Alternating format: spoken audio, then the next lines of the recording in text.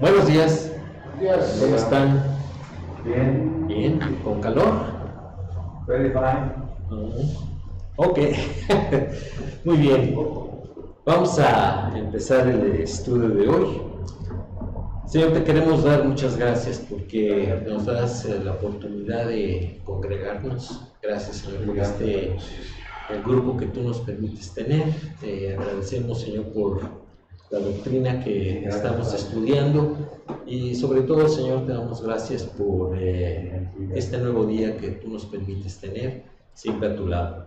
Te agradecemos por este tiempo de estudio. Ponemos en tus manos las clases de los niños y también el mensaje de mediodía. Te agradecemos todo y te lo pedimos en el nombre de tu Hijo Jesucristo. Amén. Muy bien. Ok, estamos viendo el estudio de clases de gobierno de la Iglesia. ¿Qué hemos visto los dos clases anteriores? Bueno, pues vimos lo que dice el Nuevo Testamento acerca de lo que es el gobierno de la Iglesia, entendimos lo que es el gobierno. Después estuvimos comenzando a ver las clases de gobierno, vimos lo que era el gobierno mínimo, lo explicamos, después vimos lo que era el gobierno nacional y cómo la legislación en México está preparada para un gobierno nacional, sin embargo, al presente todavía no lo hay. Y lo vimos a detalle, con textos en pro y en contra de cada uno de los temas. Y ahora vamos a seguir con el estudio del gobierno jerárquico, pero nos estamos basando, ¿sí?, en el texto de Hechos 14, 21 al 23, que dice: y después de anunciar el evangelio a aquella ciudad y de hacer muchos discípulos, volvieron a Listra, a Iconio y a Antioquía, confirmando los ánimos de los discípulos, exhortándoles a que permaneciesen en la fe y diciéndoles: es necesario que a través de muchas tribulaciones entremos en el reino de Dios.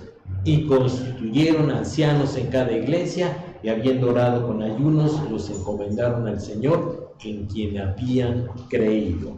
¿Quién hizo todo esto? Pablo y sus colaboradores. ¿Ok? Entonces, Pablo era apóstol de Jesucristo y él con sus colaboradores fueron los que constituyeron, ¿sí?, ancianos en cada iglesia que habían ganado para Cristo.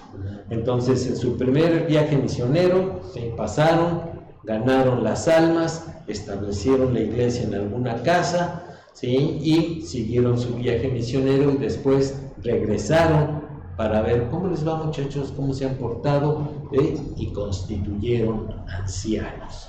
¿Ok? Que quedamos que era parte del gobierno mínimo de la iglesia. Después vamos a continuar con el gobierno jerárquico. Dice, en un sistema jerárquico, el cuerpo gobernante del clero está organizado en órdenes o rangos, cada uno de los cuales se haya subordinado al que esté por encima de él. Y aquí viene una palabra nueva. ¿Cuál es? Subordinado. Bueno, aunque lo vimos de cierta manera en los gobiernos anteriores. ¿Jerárquico? No. ¿Los rangos? No, la palabra es clero. ¿El ego? Clero. Clero, Ok, hasta ahorita es la primera y única vez que vamos a utilizar esa palabra. ¿Qué es el clero?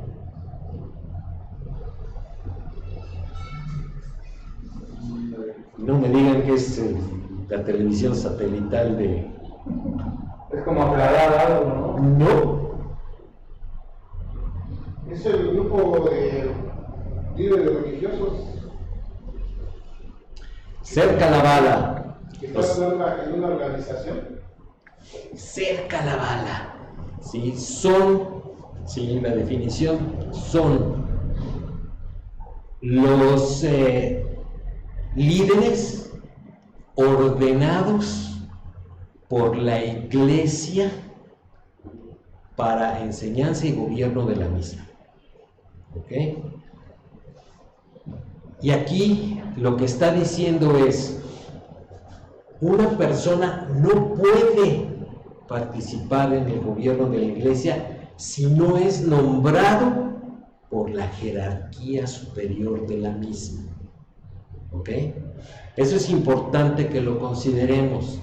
En el gobierno mínimo no hay clero. ¿Ok? En el gobierno nacional sí hay clero, porque son, ¿sí?, las diferentes iglesias que están controladas por el Estado. Pero aquí en el gobierno jerárquico es una organización jerárquica dentro de la misma iglesia. Y así se llama porque es un nombre técnico. ¿Sí? Tendríamos que pasarnos aquí buen rato discutiendo si la católica es iglesia o no es iglesia. Para efectos prácticos es iglesia, ¿okay? Para la ley es iglesia. En el sistema metodista la jerarquía es menos absoluta. ¿Qué hay entre los metodistas? Obispo,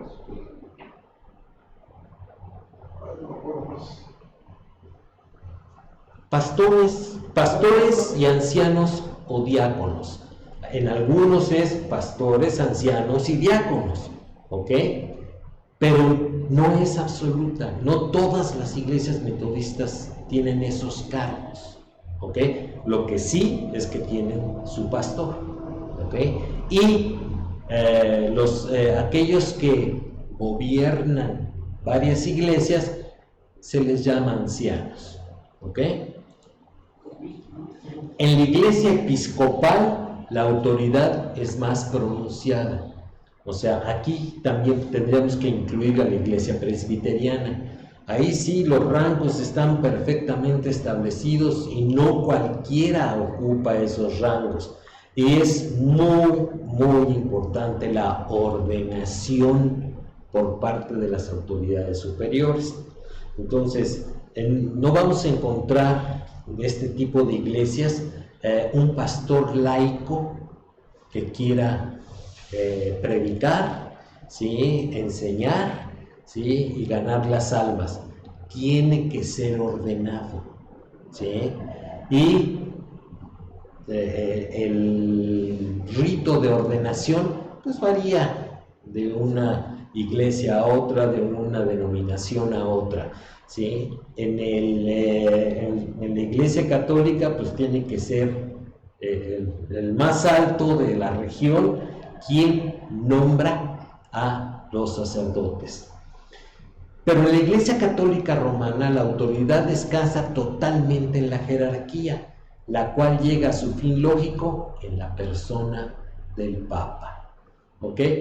Pero como si fuera de una empresa, pues el Papa, ¿sí?, aunque tiene la autoridad global dentro de la estructura jerárquica de la iglesia católica, en realidad pues tiene sus arzobispos, sus cardenales, que son líderes regionales, que tienen que dar cuenta del estado de la iglesia al mero jefezote que es el Papa.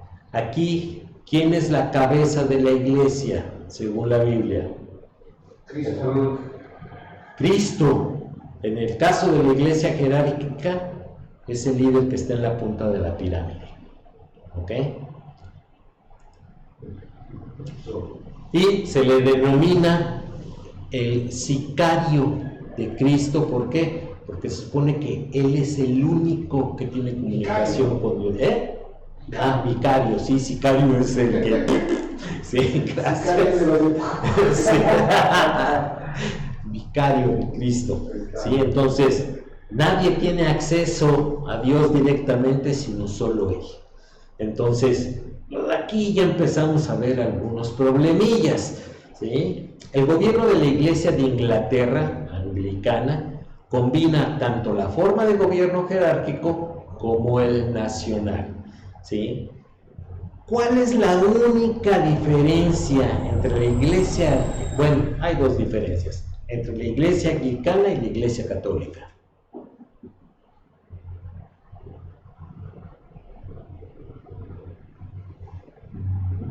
menciona que la reina es la que gobierna. Aquí no es papa, No, es la mamá. reina. Sí, ok, es la reina. ¿Y la otra diferencia?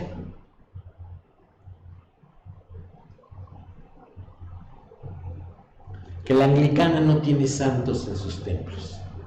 Aunque creen en los santos, ¿sí? Y les dan su lugar en la enseñanza, en la tradición, en todo eso, pero en sus templos no hay imágenes, ¿ok? No vamos a encontrar ahí fotitos de San Judas Tadeo, pero sin embargo existe el San Jorge, San Andrés, San lo que quieran, ¿sí? Pero ahí son diferencias. De todo lo demás son muy parecidos, muy parecidos. Entonces, cuando ustedes platiquen con un anglicano, hagan de cuenta que están platicando con un católico sin papa, ¿ok?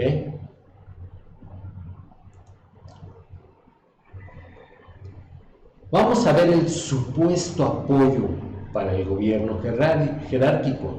El respaldo a este concepto se basa en la primacía de los apóstoles, especialmente Pedro. No pueden, o más bien se apoyan en que la Biblia dice que está fundado en las enseñanzas de los apóstoles, ¿ok? Y de ahí se agarran y dicen, no, pues es que Pedrito es el bueno. Y se basan también en la línea interrumpida de sucesión apostólica hasta hoy. Si eso fuera cierto, ¿sí?, pues la misma Iglesia Católica estaría en incumplimiento. ¿Qué nacionalidad tiene el Papa? Argentino. Es argentino, che. ¿Y luego Pedro era argentino? No. ¿Qué nacionalidad debería de tener el Papa? Judío. Judío. Pedro era judío. Sus hijos eran judíos. Sus nietos eran judíos. O sea, no tiene ningún apoyo, ¿sí?, genético la sucesión del Papa. ¿Ok? Entonces, y hay otro fallo aquí, como lo vamos a ver en el estudio, tampoco el que Pedro haya tenido el privilegio o el derecho de que sus sucesores fueran los líderes de la iglesia primitiva, ¿ok? Y lo vamos a ver. Mientras que es cierto que los apóstoles constituyeron el fundamento sobre el cual la iglesia fue edificada, y ahí está en Efesios 2:20, y es importante que lo leamos.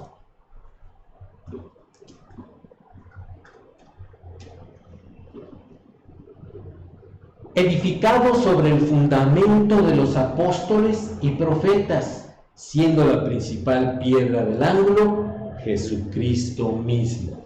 ¿Se acuerdan que era la piedra del ángulo?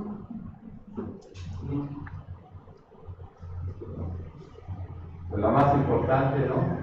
Ok, pero si es en un arco, es la piedra que soporta todas las cargas. Si es en una esquina de los muros, es lo que define la linealidad o rectitud de los muros. ¿Ok? Entonces, ¿qué es más importante? La piedra del ángulo. ¿Ok? Dice, y también es cierto que Pedro era prominente, aunque no tenía el primado. Vamos a ver lo que dice Gálatas 2:7-12.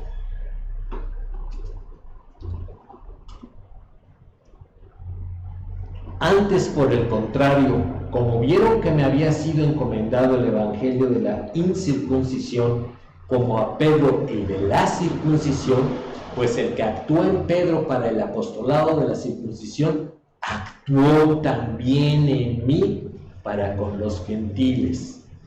Aquellas personas que defienden el punto de vista de que Pablo no era el 12º apóstol, se basan en este versículo diciendo, no, él era apóstol de los gentiles, y Pedro sí era un discípulo del Señor. Pero aquí lo dice Pablito, dice, El mismo que actuó en él es el que actuó en mí.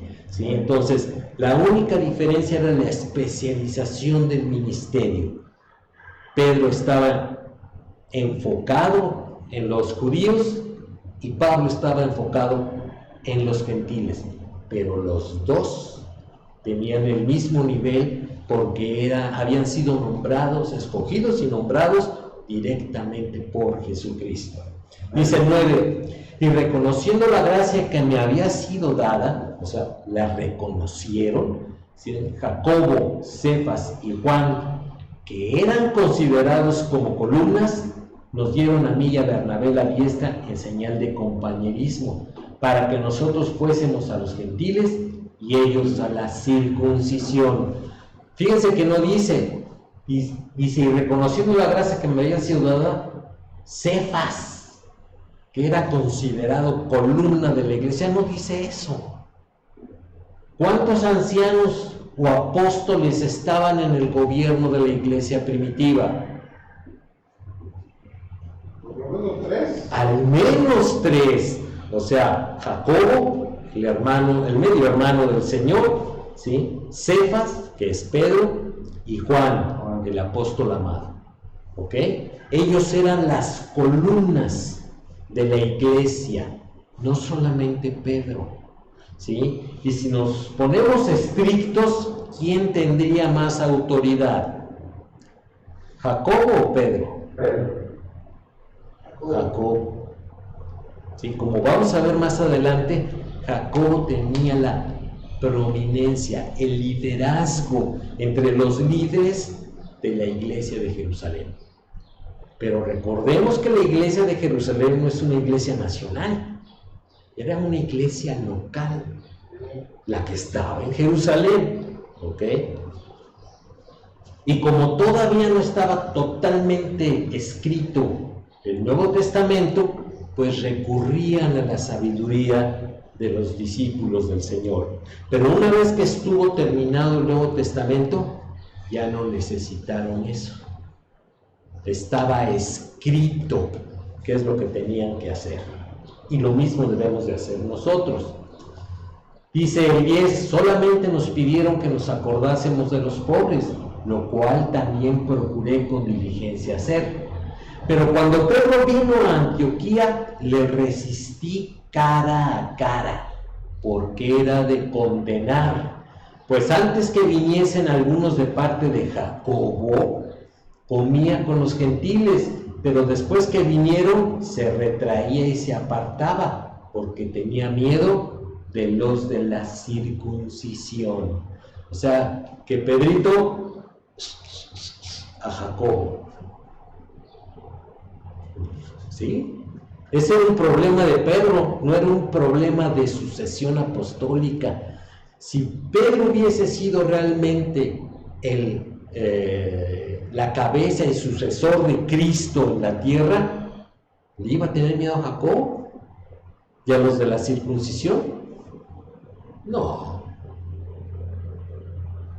Y cuando Pablito le dijo, hipócrita, ¿qué hizo Pedrito? Te voy a excomulgar. No.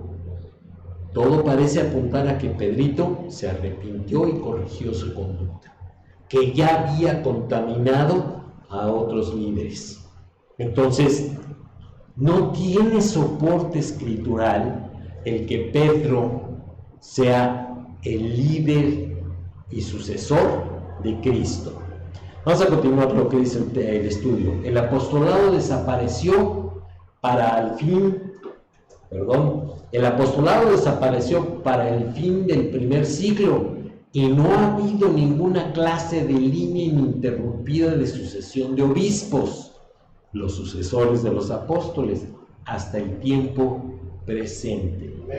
Por ahí algunas denominaciones han levantado nuevamente el puesto de apóstol, ¿sí? Y de obispos, ¿sí? Y son gallones en el apostolado. Yo entiendo, no he tenido oportunidad de platicar con un apóstol de esos, sí, pero yo entiendo que lo que denomina un apóstol es una persona que tiene o mucha importancia o un ministerio a nivel regional muy amplio o controla iglesias en una región amplia, ¿sí? Y los obispos pues, son el siguiente nivel abajo, ¿verdad? Y después siguen los pastores en las denominaciones. Pero esos son clases de gobierno, no tienen un apoyo escritural en cuanto a un privilegio especial delante de Dios. ¿Ok? Como aquí en la congregación, todos somos iguales, pero todos tenemos diferente oficio. ¿Sí? Entonces, Memo tiene el oficio de pastor, ¿sí? Yo tengo el oficio de maestro, ¿sí? Raúl, todo parece apuntar que tiene el oficio de evangelista, ¿sí? Entonces Pili tiene el oficio de maestra de los niños. Entonces, definitivamente no es lo mismo decir rangos o puestos de gobierno que oficios dentro de la iglesia. ¿Ok? Y eso es lo que la gente confunde y por eso se hace bolas y algunos se aprovechan de esa ignorancia. Existían claramente los dos oficios de anciano y diácono en los tiempos del Nuevo Testamento, pero un tercer oficio distinto, el de obispo, no se ve en el Nuevo Testamento, ya que obispos y ancianos usualmente se referían al mismo oficio. Las palabras son diferentes, pero el oficio es el mismo. ¿Ok? Es como cuando tú le llamas al presidente municipal, pero es presidente, no en el término que se utiliza para el que dirige a todo el Estado de México, ¿ok?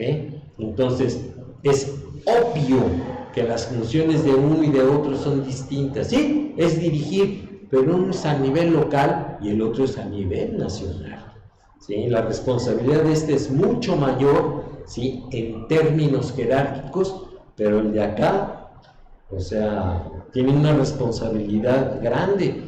Yo cuando recién llegamos aquí a Tequisquiapan, nunca me imaginé que iba a estar sentado en la misma mesa que el presidente municipal. Jamás. Imagínate, tú en la Ciudad de México, alguno de nosotros tenemos la oportunidad de sentarnos en la misma mesa que el que dirige el Distrito Federal o Ciudad de México. No, para estar en ese es complicadísimo. Aquí no, aquí vas a ir a la presidencia municipal, solicitas una cita, te la agendan y vas y te sientas con el presidente municipal y él tiene la responsabilidad de escuchar. ¿Ok? Hacer eso con el señor que vive en el Palacio Nacional, no, olvídenlo, es prácticamente imposible para nosotros. Vamos a ver lo que dice Filipenses 1:1.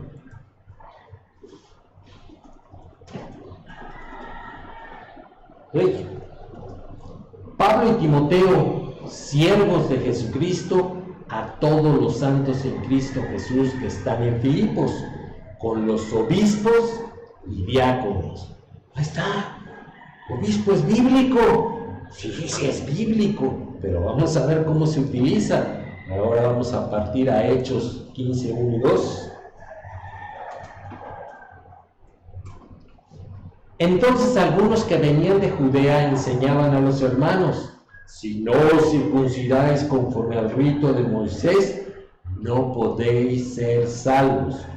Como Pablo y Bernabé tuviesen una discusión y contienda no pequeña con ellos, se dispuso que subiesen Pablo y Bernabé a Jerusalén y a algunos otros de ellos a los apóstoles y a los ancianos para tratar esta cuestión. ¿Ok? Entonces, ahí vemos que el término obispo y apóstol parecían, ¿sí?, tener la misma función, ¿ok? Y no como se maneja ahora, ¿sí? En la iglesia jerárquica en el gobierno jerárquico de la iglesia católica, el obispo es una persona con un rango muy importante, ¿sí?, regionalmente hablando, y se le debe pleitesía. Yo tengo una tía que es muy católica, y tenía la oportunidad de que el obispo cenara en su casa. No perdía oportunidad de decir: el señor obispo vino a la casa. Mi papá nunca fue religioso y se empezaba a burlar de ella. O sea, ¿por qué? ¿Qué hicimos? ¿Qué? O sea, porque la importancia se la dan los que creen en esa doctrina. ¿Ok? Entonces, queda aclarado lo de la confusión que puede haber en la palabra obispos. Sin embargo, la ascendencia de un obispo sobre otros oficiales comenzó a una edad tan temprana como el segundo siglo, pero semejante transferencia de poder de los apóstoles a los obispos nunca se manda ni se regula en el Nuevo Testamento. ¿Okay? Una cosa es la transmisión de la responsabilidad de la doctrina y otra es la transmisión del derecho de ser un pilar de la iglesia por herencia familiar. ¿Ok? Algunos me dirán, ¿sí?, no, es que no necesariamente tiene que ser su hijo porque está prohibido casarse. O sea, allá en Morelia, donde vivían la hermana de Pili, ¿sí?, cerca hay un templo católico que tenía en el atrio, ¿sí?, un mercado que vendían enchiladas, o sea, puros antojitos. Y nos llevaron y yo veía y decía: ay, joder, qué buen negocio es este, ¿sí? Y, inocente de mí, le pregunté a mi concuño: oye, ¿este negocio de quién es? Pues el sacerdote. Y luego, cuando se muera, ¿quién se van a quedar aquí? Pues sus hijos. O sea, no era desconocido, ¿sí?, que aunque la Iglesia Católica prohíbe que sus líderes se casen, ¿sí?, el pueblo dice: ay, tiene su esposa y sus hijos, o sea, se hacen. Y sí, es simulación completa, ¿ok? Por cierto, hay una faceta legítima de la sucesión apostólica en la doctrina de los apóstoles, como comentábamos. Es la que deben enseñar a las generaciones subsiguientes, pero esa es una sucesión de doctrina, no de ordenación. Vamos a ver qué dice 2 Timoteo 2:2.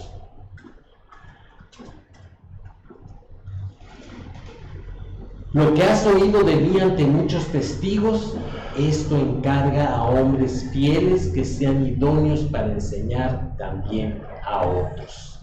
Entonces, aquí está dando el perfil y la obligación y responsabilidad en cuanto a la doctrina. Dice: lo que has oído de mí. ¿Qué oído de él? ¿Historias? No.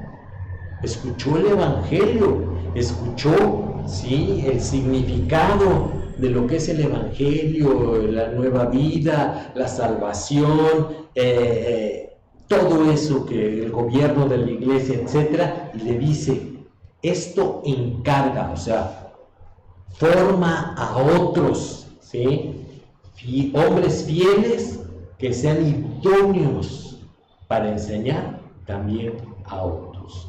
Entonces, un requisito necesario para un líder dentro de la iglesia es que sea idóneo para enseñar la doctrina. Sí, yo tuve maestros en la universidad que se ve que sabían un montón, pero tenían problemas para transmitir el conocimiento. Tú entrabas al salón y nomás te sentabas, te dormías, no le entendías, pero nada, ¿sí? Saliendo del salón, pues te ibas a estudiar a la biblioteca, a ver qué había querido decir este señor. Pero hay otras personas que tienen una capacidad para la enseñanza especial. Bueno, el líder o pastor en nuestros grupos, ¿sí?, está en medio. Puede ser que esté cargado hacia un lado, pero casi siempre está en medio, ¿sí?, en donde tiene conocimiento y capacidad de enseñanza bien repartiditos. Hay otros que podemos enseñar, pero no podemos dirigir.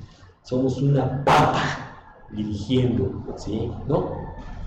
El pastor, ¿sí?, está en medio. ¿Ok? Pasemos ahora a lo que es el gobierno congregacional. Y aquí tenemos que entender lo que es el gobierno congregacional, porque actualmente los grupos cristianos no denominacionales, ¿sí?, son una mezcla de los diferentes gobiernos que vemos en la Biblia. Acuérdense que cuando algo no está perfectamente normado en el Nuevo Testamento, tenemos que recurrir a los principios y patrones, como ya vimos en un estudio anterior, que nos guían para qué es lo mejor que debemos hacer.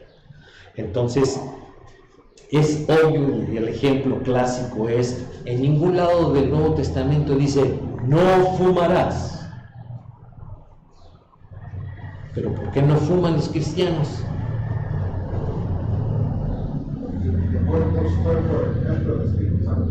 Porque se basan en el principio de que nuestro cuerpo es el templo del Espíritu Santo y tenemos que cuidarlo, ¿sí? Y aquel que destruya el cuerpo de Cristo tiene una responsabilidad muy grande, ¿sí?, delante de Dios. ¿Ok? Entonces, no hay un mandamiento específico, pero está el principio. Bueno, aquí es lo mismo. El gobierno congregacional viene inmerso en el Nuevo Testamento y no necesariamente está bien o está mal. Pero vamos a ver. ¿Cuál es la autoridad? Bueno, la forma congregacional de gobierno significa básicamente que la autoridad definitiva para gobernar la iglesia descansa en los miembros mismos. Y aquí tenemos, como en las neverías, muchos sabores. Hay grupos congregacionales en que no se hace nada si no es por votación del 100% de los miembros de la iglesia. Y el otro lado, ¿sí?, es el gobierno federal dentro de la iglesia. ¿Qué significa esto?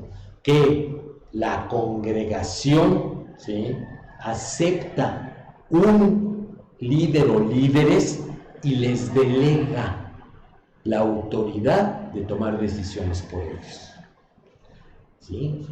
Y ahí en medio hay muchos sabores, ¿ok? Autonomía.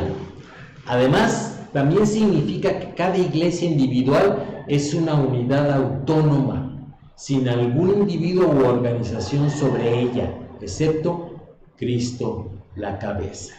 ¿Ok? Entonces, aquellas iglesias que aceptan este concepto son congregacionales.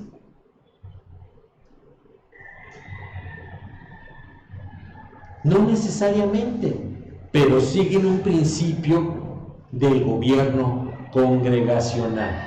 ¿Ok?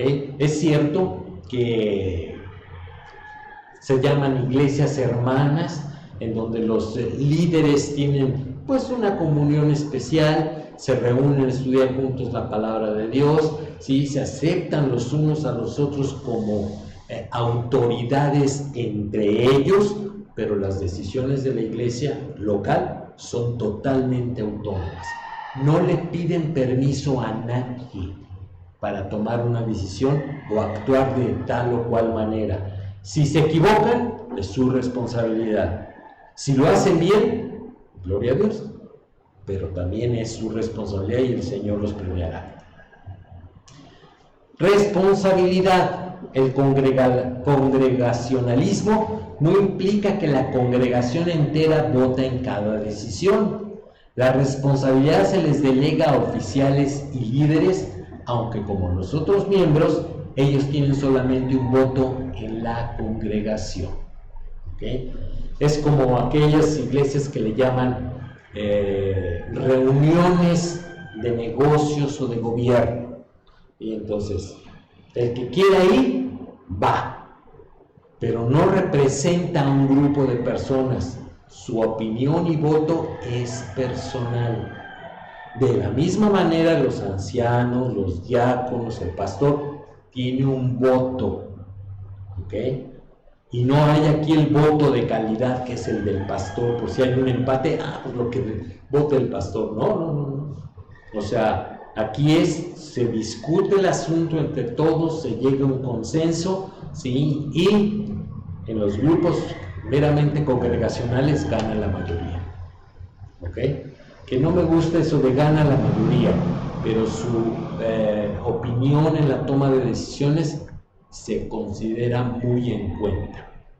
Ahora, este tipo de cosas, ¿sí?, es difícil implementarlas, porque no falta aquellos que forman grupitos, que forman facciones, aquellas familias fundadoras de la iglesia creen que tienen la importancia necesaria para que su voto sea de calidad, y que si no se vota como ellos dicen, todos somos adversarios, ¿verdad? O como está de moda actualmente, traidores a la patria. Comunión. Tampoco significa que las iglesias sean tan autónomas que no tengan ninguna comunión la una con la otra. Es más, hasta es sano que las iglesias tengan comunión unas con otras. Aquí en el pueblo de Tequisquiapan no hay mucho de esto. O sea, cada quien anda en su propio trabajo. Si se reúnen los pastores, pero es difícil que las iglesias trabajen juntas. Cada quien tiene su ministerio y lo cumple, ¿ok? Solamente cuando en la congregación hay participación del Instituto de Palabra de Vida, entonces ahí sí las cosas cambian, porque Palabra de Vida, pues, tiene influencia casi en la mayoría de las iglesias de Querétaro. ¿Por qué? Porque es una institución muy importante, ¿ok? Como escuela y como formador de líderes, obreros cristianos, ¿ok? ¿Cuál es el apoyo que tiene este tipo de gobierno? Bueno, la autonomía local. Aunque los apóstoles y sus delegados sí ejercían autoridad sobre más de una iglesia local en los tiempos del Nuevo Testamento, no así los ancianos y diáconos. Por lo tanto, puesto que los apóstoles han pasado de la escena, hoy en día las iglesias locales son autónomas. No vemos que el pastor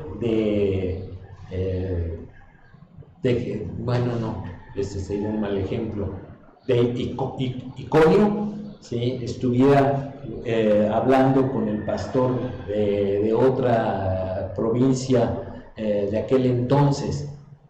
Los apóstoles y autoridades que estaban en aquel entonces casi siempre eran discípulos de los apóstoles, sí tenían una influencia general, pero no en lo local. Entonces ahí se ve que hay autonomía.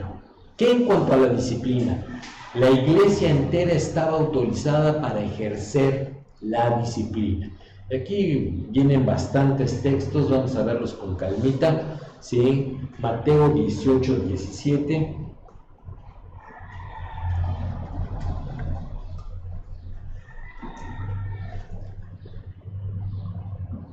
Si no los oyere a ellos, dilo a la iglesia. Y si no oyere a la iglesia, tenle por gentil y publicano. ¿Quién habla aquí?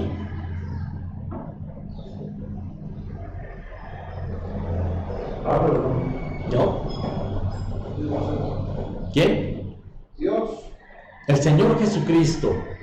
¿Ya había iglesia en ese momento? No. Por eso es necesario que lo leamos con calmita para no confundirnos. ¿En qué momento se estableció la iglesia?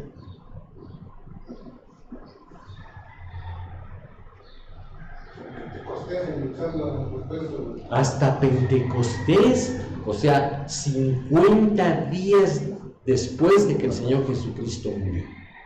¿Ok? Entonces, hasta ese día y antes, ¿sí? Con el ministerio público del Señor Jesucristo, es un híbrido. El Señor Jesucristo está anunciándola, ¿sí? Está diciéndole, le estoy dejando instrucciones para cuando comience a operar. Pero ahí no había iglesia. Cuando estaban los 120 reunidos en el aposento alto, eso no es iglesia, ¿sí? Es un grupo de creyentes. En el momento en que llegó el Espíritu Santo, entonces ahí sí. ¿Por qué? Porque es lo que necesita la iglesia para poder funcionar. Y el Señor Jesucristo ya había ascendido al cielo, y entonces está con nosotros todos los días hasta el fin del mundo de una manera espiritual a través del Espíritu Santo. Entonces, por eso es que tenemos que entender esta situación. Aunque dice, y si no llegue a la iglesia, eso es cuando comenzara a funcionar la iglesia. ¿Quién tiene aquí la autoridad en la disciplina? La iglesia. Vámonos a 1 Corintios 5:4.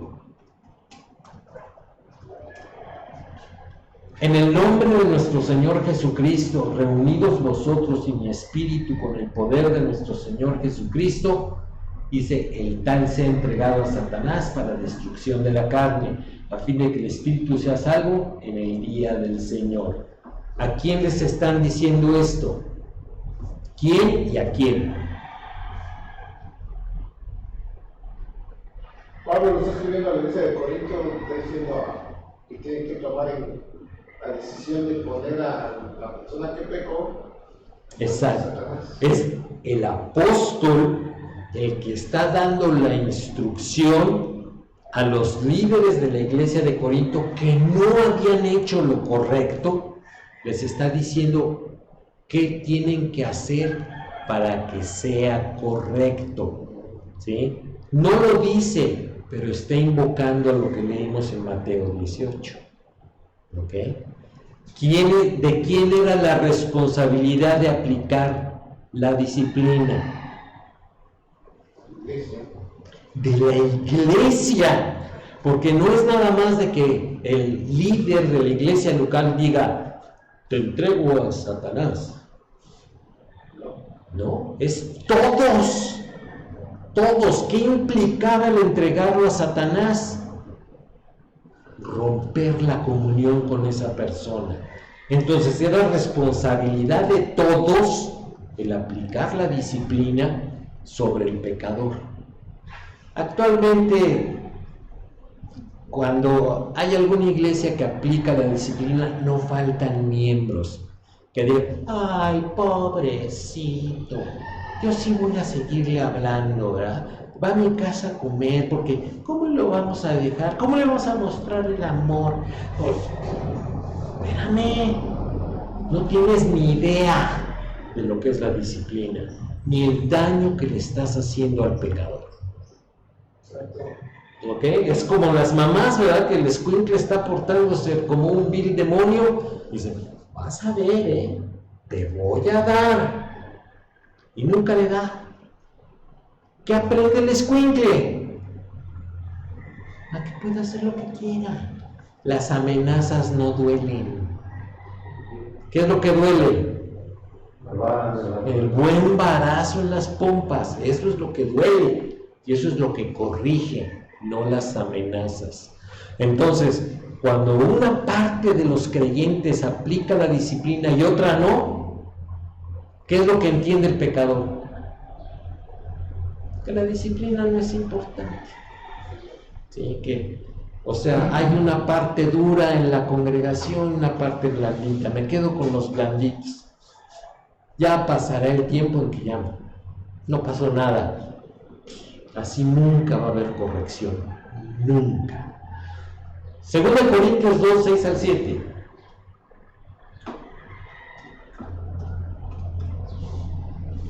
Le basta a tal persona esta reprensión hecha por muchos. Así que, al contrario, vosotros más bien debéis perdonarle y consolarle, para que no sea consumido de demasiada tristeza. ¿Quién tiene la responsabilidad de hacer esto? Dice, la reprensión hecha por muchos. Fíjense cómo dice por muchos, pero no por todos. ¿Sí? Dice, así que al contrario, vosotros, los que sí lo están aplicando, ¿sí? Más bien debéis perdonarle y consolarle. Ahí se cerró el círculo de la disciplina. Cuando el pecador se arrepiente y lo dice, entonces esa disciplina tiene que ser levantada y esa persona tiene que ser restaurado a través del perdón y el consuelo. ¿Ok? No el consuelo en los sentimientos, sino el consuelo de que aquí no se acabó la cosa, vamos a seguir adelante. O sea, es el pecado perdonado se queda en el pasado. Finish. ¿Qué hace Dios con los pecados que Él ha perdonado? Están ahí en el fondo del mar. Imagínense si se vieran, sería como el plástico que se ve en los documentales, porque está lleno de pecados. ¿Ok? Vámonos a 2 Tesalonicenses 3.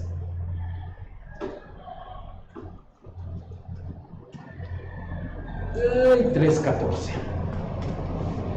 Si alguno no obedece a lo que decimos por medio de esta carta, a ese señaladlo y no os juntéis con él, para que se avergüence, mas no lo tengáis por enemigo, sino amonestadle como hermano. ¿Ok? Entonces, cuando un hermano nos hace algo, ¿sí? No por eso deja de ser nuestro hermano, ¿verdad? A lo mejor no le hablamos, pero más tarde o más temprano nos reconciliamos, ¿sí? Bueno, es el mismo principio que sale de aquí, ¿sí? Señálalo y no te juntes con él. Cuando se arrepienta y pida perdón, entonces no lo tengas por enemigo, ¿ok? Acéptale nuevamente. Y al final vamos a 3 de Juan,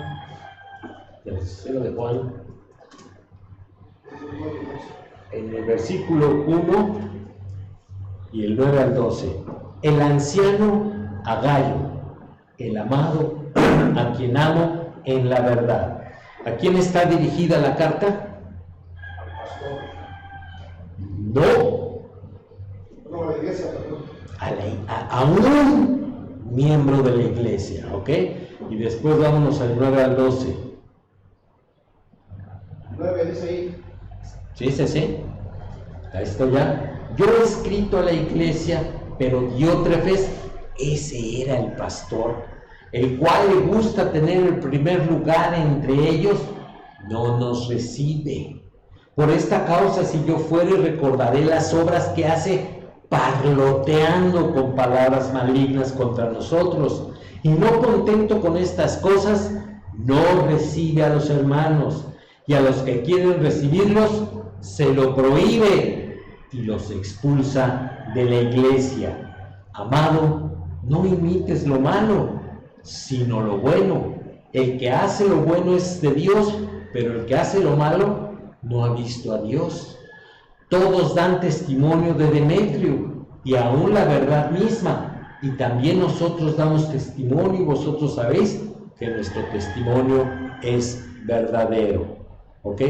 ¿Por qué no dice léase la carta a toda la iglesia.